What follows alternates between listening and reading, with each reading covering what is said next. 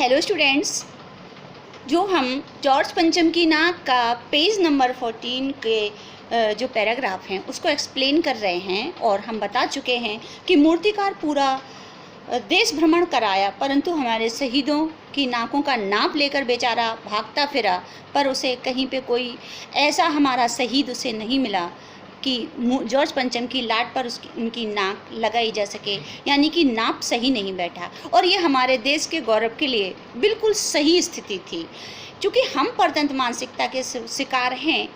लेकिन ऐसा तो नहीं है। हम अगर ये सब हो जाता तो हमारा जो देश का गर्व है वो हम अपने ही हाथों से आज धूमिल कर देते।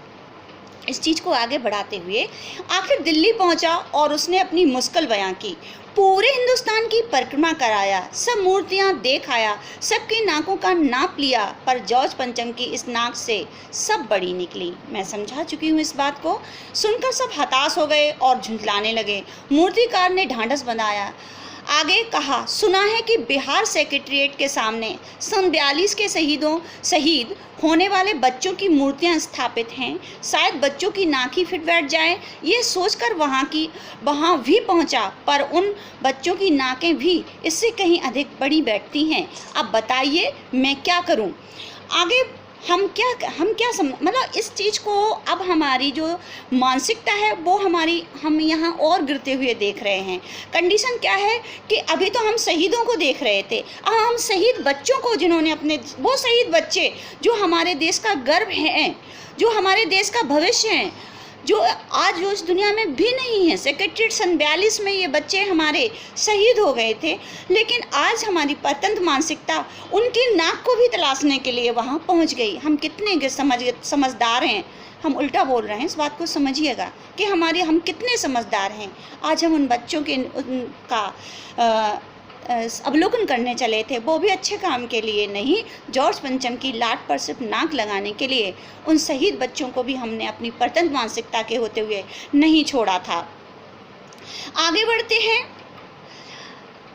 हाँ, राजधानी में सब तैयारियां थी। जॉर्ज पंचम की लाट को मल मल कर नहलाया गया, रोगन लगाया गया था, सब कुछ हो चुका था, सिर्फ नाक नहीं थी। बात फिर बड़े हुक्कामों तक पहुंची, बड़ी खलबली मची। अगर जॉर्ज पंचम के नाक ना लग पाई तो फिर रानी का स्वागत करने का मतलब क्वेश्चन मार्क है। यह तो अपनी नाक कटने वाली बात हुई। लेखक इसे एक्सप्लेन करता है, हमारी जो परतंत्र मानसिकता के थ्रू उसको बताता है कि हम इतनी अद्भुत तरीके से तैयारियां कर रहे थे, लेकिन उन तैयारियों का कोई मतलब नहीं था। मतलब कब तक नहीं था? जब तक हमारे जॉर्ज पंचम जी महाराज को नाक नहीं मिल जाती थी। ये बात हमारी खुद की अपनी मानसिकता है। देखिए, हम कहते हैं, एक लोकोक्तिया है कि जितनी चादर होती है उतने पैर हम फैलाते हैं। लेकिन आज तो हम अपना देश की आर्थिक, सामाजिक, पूरी देश का मतलब हम अपने दांव पर लगा चुके थे। क्या हमारे देश में अब भी कोई कोई मेहमान नहीं आता है, या हम भी किसी देश की मेहमानी नहीं करते? लेकिन ऐसा कौन सा देश है जो हम अपनी सारी सामाजिक, आर्थिक, हर प्रकार की व्यवस्थाओं को तोड़कर उस मेहमान की मेहमान नवाजी के लिए तैयार हो? ये उनकी मानसिकता की हमें कोई गलती नहीं दिखाई देती है, हमें अपनी मानसिकता ही गलत दिखाई देती है कि हम परतंत्र हैं। हमारी सोच अभी बहुत नीचे है, जो हमें ज़रूर उठानी है, क्योंकि अगर हमारी सोच नहीं उठी तो हमारा विकास भी असंभव ही है। इस हमारे विकास के पहलू पर क्वेश्चन मार्क लगने वाला है, आज नहीं तो कल। ठीक है, आगे बढ़ते हैं। लेकिन मूर्तिकार पैसों से लाचार, यानी हार मानने वाला कलाकार नहीं था। एक हैरत अंगेज ख्याल उसके दिमाग में कौंधा और उसने पहली शर्त दोहराई। जिस कमरे में कमेटी बैठी हुई थी उसके दरवाजे फिर बंद हुए और मूर्तिकार ने अपनी योजना पेश की। चूँकि नाक लगाना एकदम ज़रूरी है, इसलिए मेरी राय है कि 40 करोड़ में से कोई एक जिंदा नाक काटकर लगा दी जाए।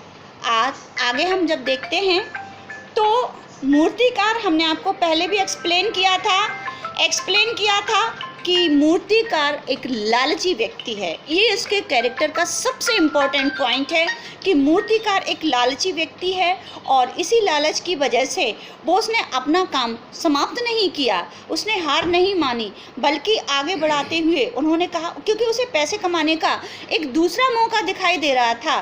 तो कहते ना कि लालच बुरी बला, तो बस वही बला, वो अभी फंसा तो था नहीं, तो उसे वो बला नज़र नहीं आ रही थी, इसलिए वो और उसने एक और नई यात्रा का प्रोग्राम बना ला कि हम अभी हारे नहीं हैं, अभी हमारे पास और भी ऑप्शन हैं जिनके थ्रू हम काम कर सकते हैं। ये था मूर्तिकार का अपना विचार। और हमारे जो अफसर वर्ग है, जो हमारे सब प्रशासन है, इसके मन में फिर से एक खुशी जाग उठी कि चलो कोई बात तो आएगी। इसलिए वो क्या कहता है, नई योजना पेश करना चाहता है। चूँकि नाक लगाना एकदम ज़रूरी है, इसलिए मेरी राय है कि 40 करोड़ में से कोई एक जिंदा नाक काट कर लगा दी जाए। ये था मूर्तिकार का प्लान। देखिए, ये प्लान नहीं है भैया, ये हमारी इज्जत भी हम अमानवीय कृत्य करने जा रहे हैं। जॉर्ज पंचम की लाट को नाक लगाने के लिए आज हम जिंदा नाक लगाने के लिए तैयार हो गए हैं। मूर्तिकार के सजेशन के थ्रू हम जिंदा नाक लगाने के लिए तैयार हो गए हैं। ये हमारी कितनी परतंत्र मानसिकता है, ये हमें दिखाती है। ठीक है, God bless you dear children. आगे हमारा नेक्स्ट वीडियो हम इसको आगे कंटिन्यू करेंगे। Take care, God bless you dear.